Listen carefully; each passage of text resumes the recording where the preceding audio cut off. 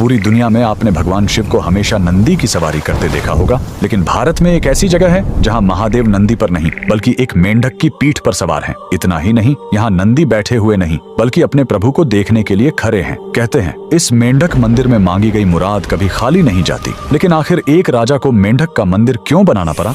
कहानी करीब 200 साल पुरानी है, उत्तर प्रदेश के ऑयल रियासत की। वहाँ के राजा बख्तावर सिंह बहुत प्रतापी थे, लेकिन वो कुदरत के आगे हार चुके थे। उनके राज्य में सूखा पड़ गया था, प्रजा पानी के लिए तड़प रही थी और दूसरी तरफ राजा का अपना आंगन सूना था। उनका कोई पुत्र नहीं था जो आगे चलकर गद्दी संभाल सके। राजा पूरी तरह टूट चुके थे। तभी राज्य में एक महान तांत्रिक का आगमन हुआ। उसने राजा की परेशानी सुनी और एक ऐसा उपाय बताया जिसे सुनकर सब हैरान रह गए। तांत्रिक ने कहा, राजन, ये सामान्य सूखा नहीं है, आपको मंडूक तंत्र का सहारा लेना होगा।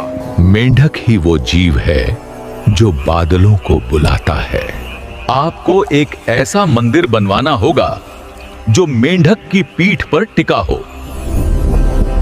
राजा ने तांत्रिक की बात मान ली। निर्माण शुरू हुआ, लेकिन इसमें सीमेंट या चूने का इस्तेमाल नहीं किया गया। इस मंदिर को अमर बनाने के लिए पत्थरों को औरत की दाल और गुड़ के पेस्ट से जोड़ा गया। जमीन से 100 फीट ऊपर एक विशाल पत्थर के मेंढक की आकृति बनाई गई और उसी के ऊपर यह भव्य मंदिर खड़ा किया गया। मंदिर तो बन गया, लेकिन प्राण प्रतिष्ठा के लिए राजा खुद नर्मदा नदी से पवित्र नर्मदेश्वर शिवलिंग लेकर आए। और फिर वही हुआ जिसका सबको इंतजार था। जैसे ही पूजा शुरू हुई, आसमान में काले बादल छा गए और राज्य में झमाझम बारिश हुई। इतना ही नहीं, कुछ समय बाद राजा को पुत्र रत्न की प्राप्ति भी हुई। आज भी यूपी के लखीमपुर खीरी में यह मंदिर शान से खड़ा है। इस अद्भुत मेंढक मंदिर के लिए कमेंट में लिखें, हर हर महादेव।